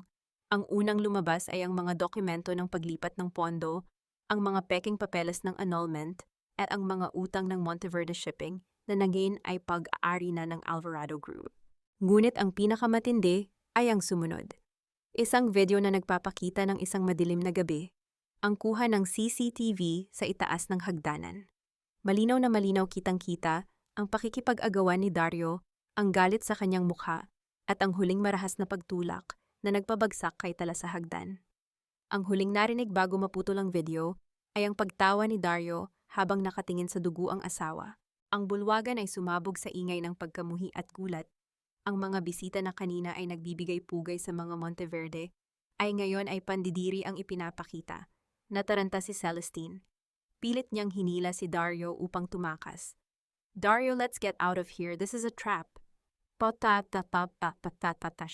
Ngunit bago pa man sila makahakbang palabas ng kanilang upuan, ang mga pinto ng ballroom ay muling bumukas. Ngunit sa pagkakataong ito, hindi mga bisita ang pumasok. Mga unipormadong pulis armado at may dalang mga posas ang nagmamartsa patungo sa entablado. Habang papalapit ang mga pulis, tiningnan ni Tala si Dario, ang kanyang mga mata ay walang kahit anong bakas ng awa. Ang katarungan na matagal nang nagugutom ay handa nang kumain sa gabing ito. Makakatakas pa ba ang mga Monteverde sa bitag na sila rin mismo ang gumawa? O ang posas na sasalubong kay Dario ay simula pa lamang ng kanyang impyerno? Dario Monteverde, inaresto ka namin para sa kasong frustrated parricide at estafa. May karapatan kang manahimik. Ano man ang sabihin mo ay maaaring gamitin laban sa iyo sa hukuman. Ang malamig na tinig ng hepe ng pulisya ay tila isang hatol na bumasag sa huling pader ng kasinungalingan ng mga Monteverde. Ang malamig na bakal ng posas ay mabilis na ikinabit sa mga pulso ni Dario. Ang tunog ng pagkakasara nito ay tila musika sa pandinig ng mga taong alam ang katotohanan. Nanginig ang buong katawan ni Dario. Ang kayabangan at kapangyarihang ipinangalandakan niya kanina ay naglaho ng parang usok. Pilit niyang iwinawasiwas ang kanyang mga kamay, sinusubukang palayain ang sarili, ngunit ang mga pulis ay mahigpit ang hawak sa kanya. Hindi totoo ito. It's a lie. Edited ang video na iyan. Tala, tell them it was an accident. Ang desperadong sigaw ni Dario. Ang kanyang mga mata ay nanlilisik, ngunit may halong matinding takot. Ang kanyang mukha ay basang-basa ng pawis at ang kanyang mamahaling suit ay tila isang basahan na lamang sa paningin ng publiko.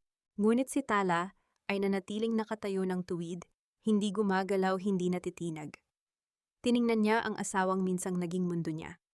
Ito ay hindi tungkol sa galit, kundi sa isang malamig na realization na ang lalaking ito ay hindi kailanman naging karapat-dapat sa pagmamahal ng sinuman. Aksidente. Ang marahang sagot ni Tala, ang kanyang boses, ay umaalingaw-ngaw sa tahimik na bulwagan. Ang aksidente ay hindi iniiwan ang asawa niyang duguan at nagmamakaawa para sa buhay ng kanyang anak. You killed our child, Dario, at ngayon pagbabayaran mo iyon. Sa kabilang dulo, si Celestine ay mabilis na umatras, sinusubukang itago ang sarili sa likod ng mga bisita. Ngunit bago siya makalabas, 2 pulis ang humarang sa kanya.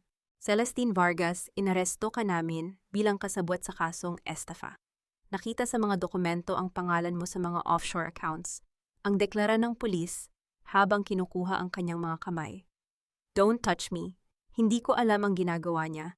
Si Dario lang ang may utak niyan. I am a victim here. Ang tili ni Celestine, mabilis na ipinagkanulo ang lalaking kanina lang ay tinawag niyang kasosyo sa buhay. Ang kanyang mamahaling damit ay nagusot habang pilit siyang kumakawala. Napapikit si Dario sa matinding kahihiyan at panliliit.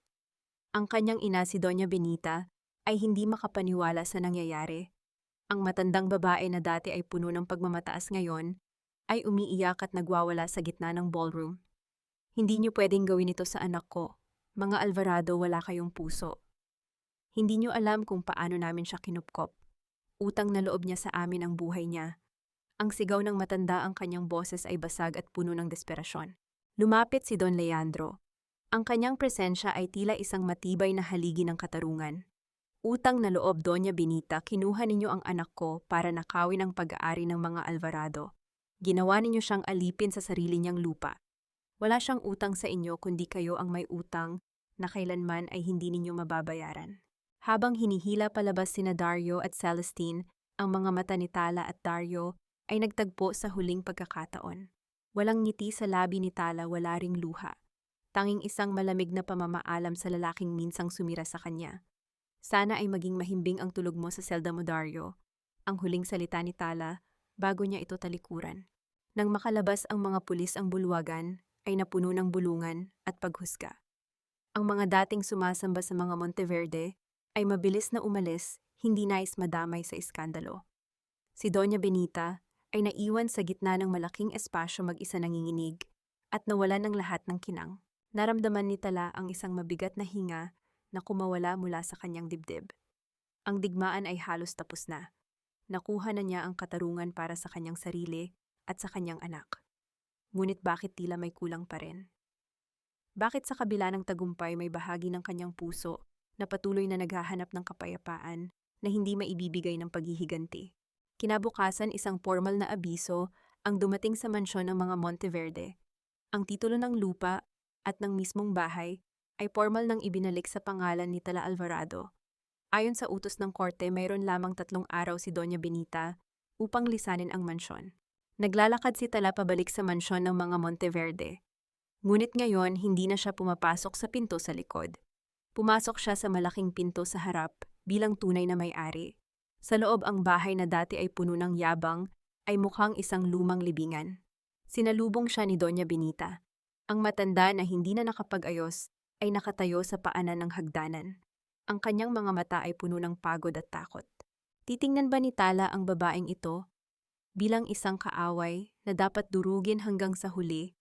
O magagawa ba niyang makahanap ng isang klaseng kapatawaran na hindi kailanman inaasahan mula sa isang Alvarado? Wala akong pupuntahan. Dito ako tumanda. Hindi mo pwedeng kunin ang bahay ko. Tala. Ang boses ni Doña Benita ay isang malakas at basag na paghagulgol, isang matinding kontrast sa kanyang dating mapagmataas at matalim na pananalita.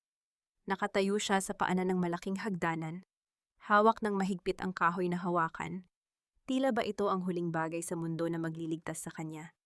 Ang kanyang suot na simpleng duster ay gusot, at ang kanyang buhok na dati ay laging maayos ay magulo, at tila nakalimutan ng suklayin. Wala na ang mga mamahaling alahas. Ang tanging natitira ay ang hubad na katotohanan ng kanyang pagkabigo. Humakbang si Tala papasok sa bulwagan. Ang kanyang mga takong ay lumilikha ng isang mabigat at pantay na tunog sa marmol na sahig, ang parehong sahig na minsan niyang pinunasan habang lumuluha at may sakit. Ang kanyang paningin ay naglakbay sa paligid sa malaking chandelier na minsan niyang nilinis hanggang mamutla ang kanyang mga daliri sa mga porselanang plorera na muntik na niyang ikamatay dahil lang sa pagkakabasag at sa huli sa hagdanan kung saan inagaw ang buhay ng kanyang anak. Ang bahay na ito, Doña Benita, ay hindi kailanman naging inyo ang mahinahon ngunit malamig na tugon ni Tala. Itinayo ito sa lupang ninakaw ninyo sa aking ina. Ang mga muebles, ang mga palamuti, ang lahat ng karangyaan ninyo binayaran yan ng pawis ko at ng kasakiman ninyo. Bumitiw si Doña Benita sa hawakan ng hagdan at mabilis na lumapit kay Tala. Sa isang hindi inaasahang galaw, ang matandang babae na minsan ay itinuring si Tala bilang isang insekto ay biglang lumuhod. Ang tunog ng kanyang mga tuhod na tumama sa marmol ay tila isang malakas na kulog ng pagkabali ng kanyang labis na pagmamataas.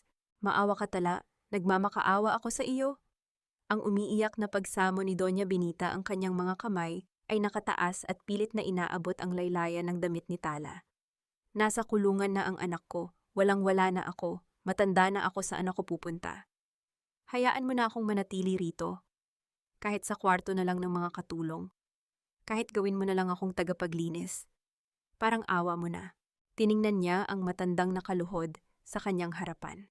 Ang babaeng ito ang nagturo sa kanya kung paano itago ang gutom, kung paano lunukin ang mura, at kung paano maniwala na wala siyang halaga. Noon kung nasa posisyon si Tala, marahil ay gagamitin niya ang pagkakataong ito para sigawan, saktan at palayasin si Doña Benita upang iparamdam ang parehong impyerno. Ngunit habang nakatingin si Tala sa luhaan at nanginginig na matanda, wala siyang naramdamang tagumpay sa paghihiganti. Walang ligaya ang sumibol sa kanyang puso. Ang tanging naramdaman niya ay isang matinding kalungkutan, hindi para sa sarili kundi para sa isang taong kinain ng sariling ambisyon hanggang sa mawalan ito ng kaluluwa. Dahan-dahang umatras si Tala, iniiwasan ang paghawak ni Doña Benita. Hindi kita gagawing tagapaglinis, Doña Benita. Dahil hindi ako katulad ninyo, hindi ako nangingiti sa pagdurusa ng iba. Huminga ng malalim si Tala at tumingin kay Sofia na nakatayo sa kanyang likuran. Ibinigay ng assistant ang isang folder. Inilapag ito ni Tala sa isang maliit na mesa malapit kay Doña Benita. Iyan ang titulo ng isang maliit na apartment sa probinsya, kasama ang isang bank account na may sapat na pondo para sa pang-araw-araw mong gamot at pagkain hanggang sa huling araw mo. Ang paliwanag ni Tala ang kanyang boses ay walang galit, tanging isang malamig na pormalidad. Hindi iyan kabayaran sa utang na loob dahil wala akong utang sa inyo. Yan ang ibinigay ko dahil kahit paano nais kong ipakita sa iyo kung ano ang tunay na kahulugan ng pagiging makatao. Nanlaki ang mga mata ni Doña Benita, hindi makapaniwala sa narinig. Nakatitig siya sa folder, tila ba ito ay isang himala, ngunit ang kanyang mga labi ay nanginginig sa kahihiyan. Ang ibigay ang tulong mula sa taong labis niyang sinaktan ay ang pinakamabigat na parusa sa kanyang pagmamataas. Umalis na kayo rito bago lumubog ang araw. Ayaw ko nang makita ang inyong anino sa bahay na ito kailanman. Ang huling utos ni Tala bago siya tumalikod. Habang naglalakad palabas, nasalubong ni Tala ang isang taong matagal na niyang inaasahang makita. Nakatayo sa may pintuan ng kusina si Yaya Luming nakangiti, habang may mga luha sa mata. Ang matanda ay nakasuot na ng kanyang paboritong bestida, tila naghihintay ng utos. Agad na lumapit si Tala at niyakap ng mahigpit ang matanda. Ang pelikula ng kanyang nakaraan sa bahay na iyon ay gumuho pabalik, ngunit ngayon ang tanging natitirang magandang alaala ay ang init ng mga yakap ni Yaya Luming. Yaya, salamat po sa lahat. Salamat sa hindi pag-iwan sa akin. Ang bulong ni Tala habang umiiyak sa balikat ng matanda. Anak ko, ang tunay na ginto kahit ibaon sa putik ay mananatiling ginto.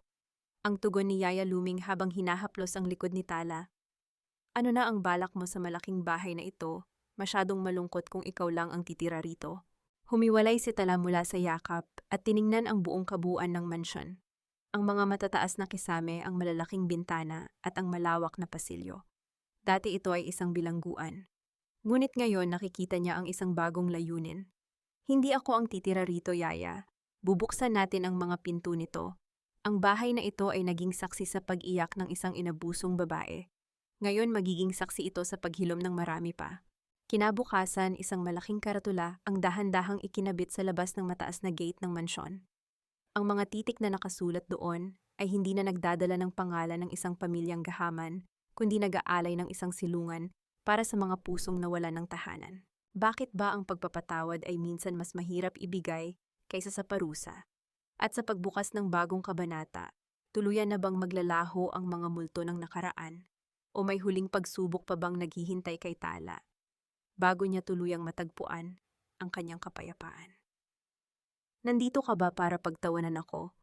Para makita kung gaano ako kabagsak?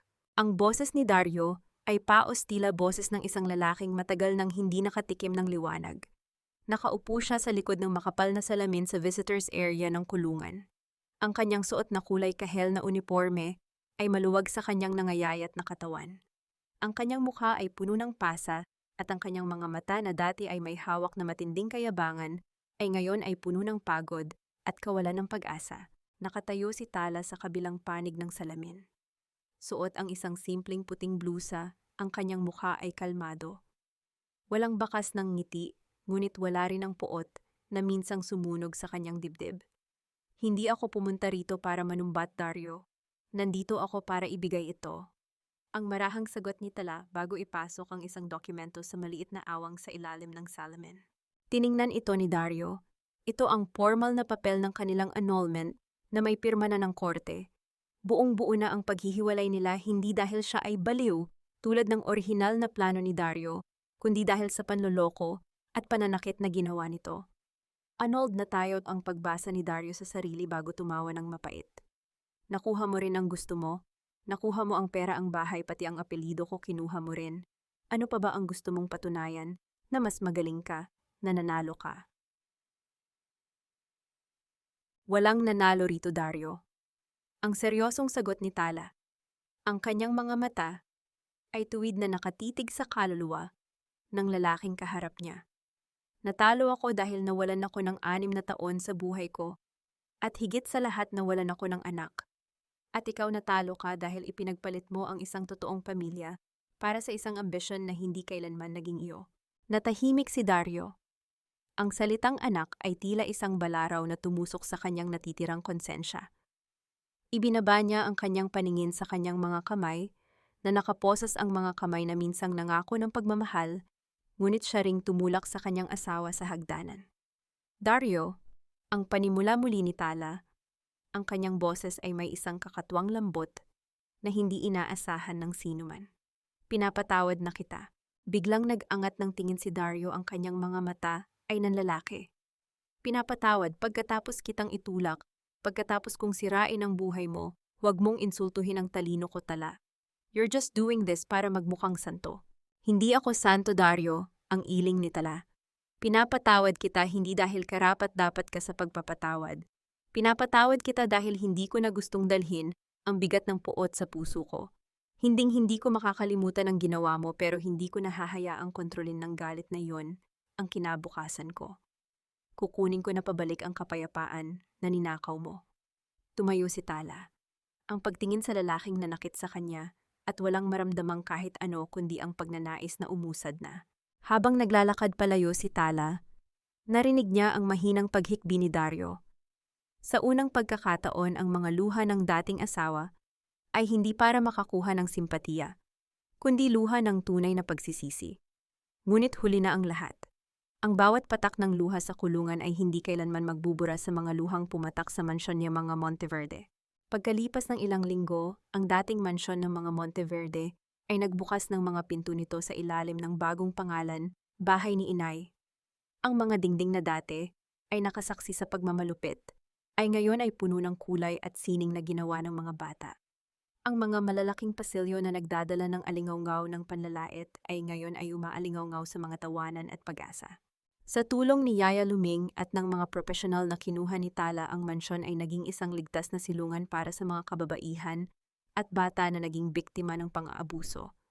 Isang hapon, habang abala si Tala sa pamimigay ng mga bagong libro sa library ng bahay, isang maliit na batang babae ang maingat na lumapit sa kanya. Ang bata ay may mga pasa pa rin sa mga braso, bakas ang nakaraang pilit na kinakalimutan. Ate Tala! Ang mahinang tawag ng bata habang hawak ang isang maliit na bulaklak na gawa sa papel. Salamat po, dahil dito hindi na ako sinasaktan ng papa ko. Napaluhod si Tala at tiningnan ang bata sa mata.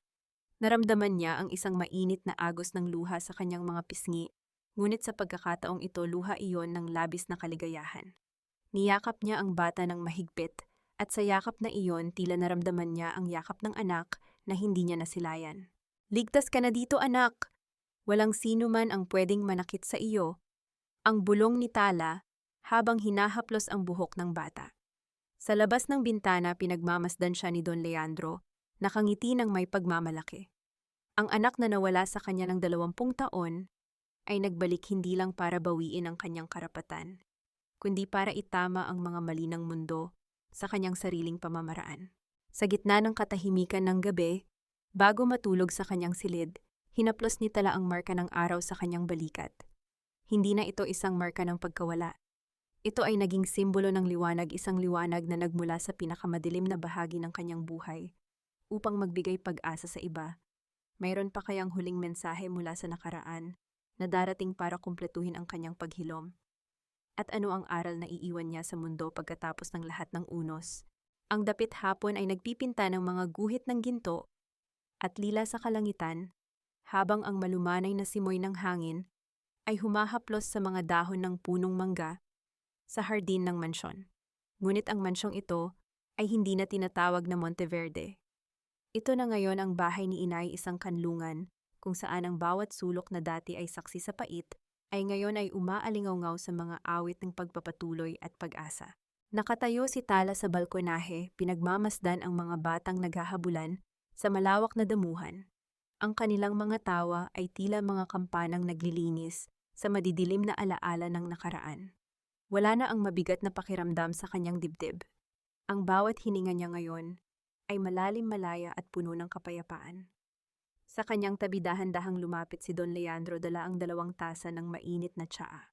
Anak, tinitingnan mo na naman ang iyong marka, ang malambing na puna ni Don Leandro habang inaabot ang tasa kay Tala.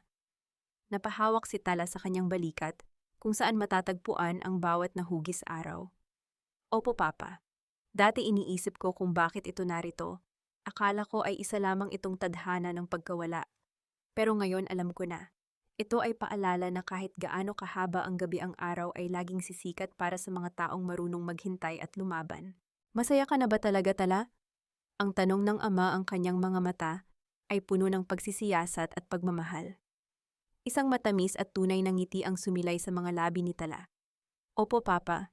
Higit pa sa saya, ako ay payapa na. Hindi ko na kailangang tumingin sa likod ng may takot.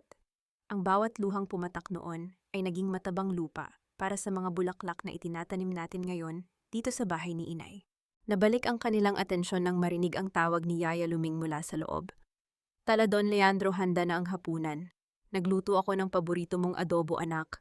Sa loob ng silid kainan, hindi na ang mga mapagmataas na Monteverde ang nakaupo. Sa halip ito ay puno ng mga kababaihang dati ay sawi, ngunit ngayon ay may bagong lakas sa kanilang mga mata. Habang sabay-sabay silang nagpapasalamat sa pagkain, naramdaman ni Tala ang isang kurot sa kanyang puso, hindi dahil sa sakit, kundi dahil sa labis na pasasalamat. Ang kanyang anak na hindi man lang nasilayan ng mundo ay naging anghel na nag-akay sa kanya upang maging ina sa libo-libo pang batang nangangailangan ng kalinga. Ang katarungan ay hindi lamang natatapos sa pagkakakulong ni Dario at Celestine o sa pagkakaroon ng yaman. Ang tunay na katarungan ay ang pagkakaroon ng kakayahang matulog sa gabi nang walang puot at ang paggising sa umaga na may layuning higit pa sa sariling kapakanan. Para sa mga taong nakikinig sa kwentong ito, nawa ay baunin ninyo ang aral na ang ating halaga ay hindi itinatakda ng mga taong nananakit sa atin. Ang ating dangal ay hindi nawawala dahil lamang tayo ay dumaan sa putik. Sa halip, ang putik na yon ang magiging patunay kung gaano tayo kakinang kapag tayo ay nalinis na ng ating sariling katatagan. Hinding-hindi kailanman magiging huli ang lahat para bumangon. Gaya ni Tala, ang bawat sugat ay maaaring maging isang marka ng tagumpay. Ang bawat pagbagsak ay simula lamang ng isang mas mataas na paglipad. Tumingin si Tala sa huling sinag ng araw, bago ito tuluyang magtago sa abot tanaw. Sa kanyang isipan, narinig niya ang isang mahinang bulong ng hangin, tila isang pamamaalam at pagbati mula sa kanyang ina at sa kanyang anak. Salamat, yang huling salita ni Tala sa gabi, at sa gitna ng katahimikan ng kanyang puso, ay nanatiling buo, payapa at handa para sa mas marami pang bukas.